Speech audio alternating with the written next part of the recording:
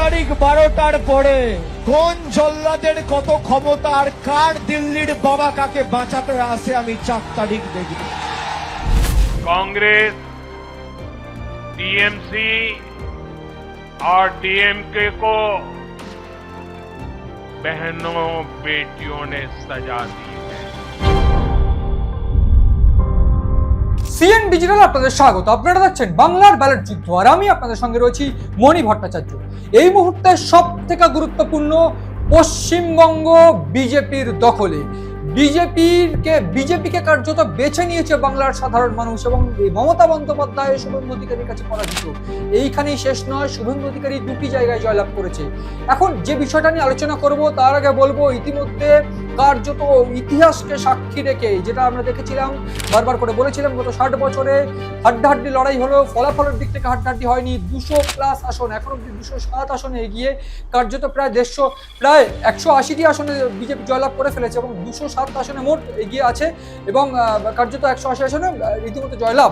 সেক্ষেত্রে আর কয়েকটি আসনে জয়লাভ করলে 207 আসনে মোট জয়লাভ হয়ে যাবে, এবং সেক্ষেত্রে তৃণমূল থার্ড ডিজিটে পৌঁছলো না, এবং 2 ডিজিটে আটকে গেল। প্রায় 80টি আসনে এই মুহূর্তে রয়েছে তৃণমূল। এখন বিষয়টা যেটা দাঁড়িয়েছে, যে ইতিমধ্যে যে বাংলার মানুষের জনাদেশ, সেই জনাদেশ মাথা পেতে গ্রহণ করতে হচ্ছে তৃণমূলকে। কিরকম?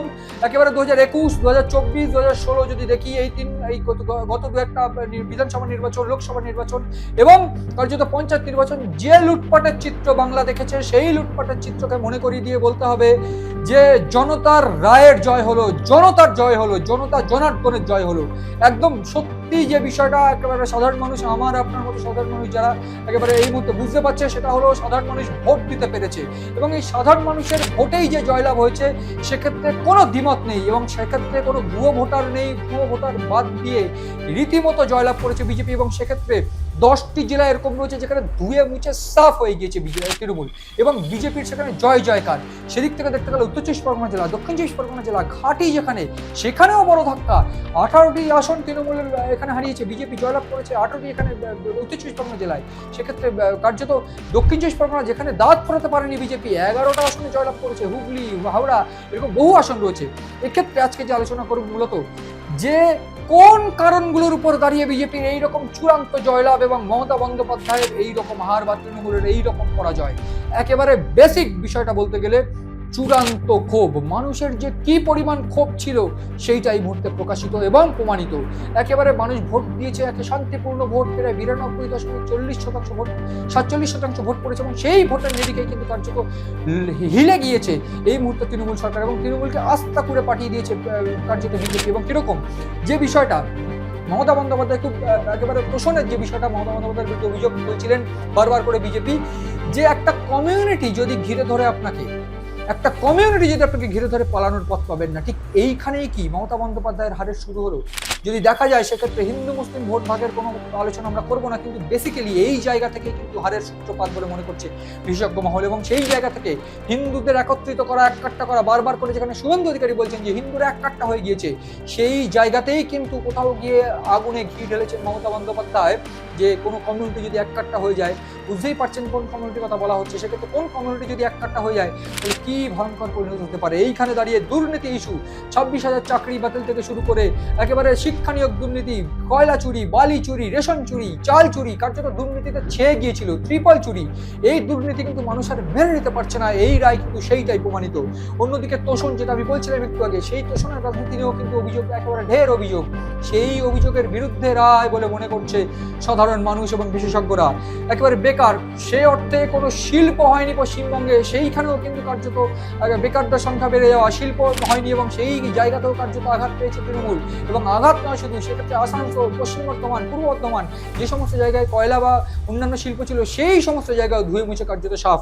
এবং এক্ষেত্রে হিন্দু মুসলিম যে ইস্যুটা বারবার করে বলেছিলাম, এই ইস্যুতেও কিন্তু বারবার করে ধাক্কা খেয়েছে, এবং সেই ধাক্কাই কিন্তু চরম ধাক্কা বলে প্রমাণিত হচ্ছে। শান্তিপূর্ণ ভোট, এই শান্তিপূর্ণ ভোট গত 15 বছরে বাংলা দেখেনি। প্রায় 1.5 যুগ পর এই যে একেবারে মমতা বন্দ্যোপাধ্যায়ের পতন এবং এই মমতা দুর্গের যে ভাঙন, সেইটা কিন্তু এই 15 বছরে সাধারণ মানুষ এক্সপেক্টই করেনি যে ভোট দেবে তারা। সেই ভোট দিতে পেরেছে শেষ পর্যন্ত 94, কোনো দফায় প্রায় 92% এবং কোনো দফায় 93 সামথিং, এবং সেই জায়গায় দাঁড়িয়ে এই যে 92.47% ভোট, সেইখানেই কিন্তু ইতিহাস গড়ে দিয়েছে। এবং সেক্ষেত্রে অ্যান্টি ইনকামবেন্সি ভোট, আমি বারবার করে বলছিলাম এসআইআর এর ফলাফল কি দাঁড়াবে, যুব এবং কোনো জায়গায় দাঁড়িয়ে মহিলারা তারা এইবার সঙ্গ দেয়নি, সেক্ষেত্রে মহিলা যুব তারা ১৫০০-এর উপর ভরসা করে থাকবে না, এইটাই কিন্তু বার্তা দিচ্ছে এবং সেই বার্তাই কার্যত স্টাবলিশ এই মুহূর্তে। এবং সেই জায়গা থেকে 10টি জেলা কোচবিহার, পুরুলিয়া, পশ্চিম বর্ধমান, আলিপুরদুয়ার, জলপাইগুড়ি, বাঁকুড়া, পূর্ব মেদিনীপুর, ঝাড়গ্রাম কার্যত বিজেপি একেবারে বিজেপির জয় জয়কার তৃণমূল ধুয়ে মুছে সাফ হয়ে গিয়েছে। এক্ষেত্রে এসআইআর এর পজিটিভ সেইটা কিন্তু তৃণমূলের কাছে গিয়েছে এবং সেটা তৃণমূল এসআইআর কিন্তু নেগেটিভ হয়ে দাঁড়িয়েছে তৃণমূলের জন্য। সেক্ষেত্রে এত সংখ্যক নাম্বার যাওয়া, এক্ষেত্রে ভুয়ো ভোটার যে ভোট বারবার করে পড়ছিল বলে অভিযোগ, সেই কানেকশনই কিন্তু একেবারে বিপদে ফেলে দিল তৃণমূলকে এই মুহূর্তে। অন্যদিকে যদি 2021-এর যদি একেবারে পর্যালোচনা করি, সেক্ষেত্রে তৃণমূল ভোট পেয়েছিল 47.94% এবং বিজেপি পেয়েছিল 38.13%। এবং সেক্ষেত্রে এইবার বিজেপি সেই ভোট পার্সেন্টেজ কিন্তু 7% বাড়িয়ে ফেলেছে এবং সেই 7% বাড়িয়ে ফেলাই কিন্তু 21-এর বিধানসভা থেকে 26-এর বিধানসভায় মাত্র 50 লক্ষের হেরফের এবং সেই 50 লক্ষ ভোটের হেরফের 207টি আসনে পার্থক্য করে দিল বিজেপির এবং তৃণমূলের। এবং সেক্ষেত্রে বিজেপি এই মুহূর্তে 207টি আসন কার্যত জয়লাভ করছে প্রায়। এক্ষেত্রে তৃণমূল এই মুহূর্তে পেয়েছে 40.82% ভোট। সেইখানে দাঁড়িয়ে একটা বিরাট, একেবারে বলা ভালো একটা বিরাট ক্ষয় তৃণমূলের জন্য। এক্ষেত্রে দাঁড়িয়ে যেটা দেখাচ্ছিলাম, এই যে নর্থ বেঙ্গল, পুরো নর্থ বেঙ্গল কিন্তু ক্যাপচার হয়ে গিয়েছে বিজেপির। এবং এই দিক থেকে দেখতে গেলে যে 10টি জেলা, এই যে নর্থ বেঙ্গল ক্যাপচার এবং পুরো কলকাতা শহরতলি, এই সমস্ত জায়গায় কিন্তু এখনো অব্দি কার্যত বিজেপির চূড়ান্ত জয়লাভ। এবং এই যে জায়গাগুলো পুরো বিজেপি দখল করে নিয়েছে এই মুহূর্তে।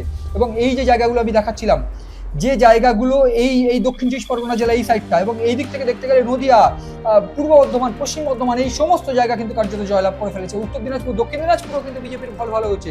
এবং এই জায়গাগুলোই কিন্তু কার্যত এই যে অ্যাশ কালার যেটা, সেটা কিন্তু তৃণমূল এবং এইটা কিন্তু বিজেপির। এবং সেক্ষেত্রে দাঁড়িয়ে দুটো সিট নওদা এবং রেজিনগর জয়লাভ করেছে কিন্তু অন্য দিক থেকে দেখতে গেলে এই হুমায়ুন কবিরের দল জনতা উন্নয়ন পার্টি। এবং অন্য দিক থেকে সিপিএম ডোমকল জয়লাভ করেছে, সিপিএম কিন্তু ডোমকল জয়লাভ করেছে। এই যে সিপিএম ডোমকল জয়লাভ করেছে, এই যে নওদা, এই নওদা ও রেজিনগর, সেটা কিন্তু হুমায়ুন কবির জয়লাভ করেছে। এদিক থেকে দেখতে গেলে আইএসএফ কিন্তু নওশাদ সিদ্দিকের সিটটা ধরে রেখেছে, সেটা কিন্তু গুরুত্বপূর্ণ।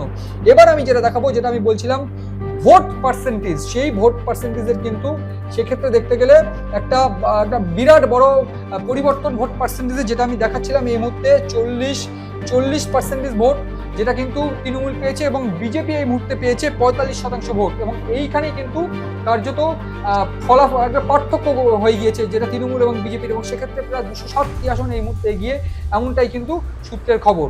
একেবারে সহজ করে বোঝানোর চেষ্টা করলাম যে এক্স্যাক্টলি কোন কোন পরিস্থিতির উপর দাঁড়িয়ে একেবারে তৃণমূলের জোড়া, একেবারে ক্ষমতা দম্ভ সব শেষ হয়ে গেল। এবং যদিও মমতা বন্দ্যোপাধ্যায় ইতিমধ্যে ভোট লুটের অভিযোগ করছে যে 100টি আসন তারা ভোট লুট করেছে, অন্যদিকে প্রধানমন্ত্রী নরেন্দ্র মোদী তিনি কিন্তু বাংলাকে নিয়ে চরম উচ্ছ্বাস দেখিয়েছেন এবং তিনি বলছেন কোনো রকম ভাবে বদলা নয়, বদল চাই। এবং সেই জায়গা থেকে একটা গুরুত্বপূর্ণভাবে জয়লাভ করতে হবে, জয়লাভ করেছে। এবং সেক্ষেত্রে দাঁড়িয়ে বাংলাকে সোনার বাংলা করে সাজানো হবে এবং কোনোভাবে শান্তি বজায় রাখার বার্তা তিনি দিয়ে দিয়েছেন। সেই জায়গা থেকে 1.5 দশক পর তৃণমূলের রীতি এবং তৃণমূলের সমস্ত ক্ষমতা দম্ভ সব শেষ করে বিজেপি এই মুহূর্তে জয়লাভ করছে বাংলা, এবং জয়লাভ করেছে অঙ্গ বঙ্গ কলিঙ্গ তাদের হাতে। এবং সর্বশেষ যে বিষয়, গুরুত্বপূর্ণ বিষয়, যে বাংলাকে কিভাবে চালাবে বিজেপি, কে মুখ্যমন্ত্রী হবে, সেইগুলো কিন্তু গুরুত্বপূর্ণ। এবং তার পাশাপাশি যে কোন কারণগুলোর জন্য বিজেপি এই মুহূর্তে চূড়ান্ত পর্যায়ে এগিয়ে এবং তৃণমূল চূড়ান্ত পর্যায়ে পিছিয়ে, সেটা পরিষ্কার। এবং এই সঙ্গেই কিন্তু বলে রাখতে চাইব, মুখ্যমন্ত্রী মমতা বন্দ্যোপাধ্যায় একেবারে ফিনিশ হয়ে গেল এই গোটা ঘটনা। এবং এই গোটা নির্বাচন মমতা বন্দ্যোপাধ্যায়ের জন্য একটা কালরাত্রি হয়ে থাকবে, এমনটাই কিন্তু বিশেষজ্ঞদের মত। সব মিলিয়ে আগামী যে সমস্ত আপডেট রয়েছে, সেই সমস্ত আপডেট নজর রাখুন সিএন ডিজিটাল।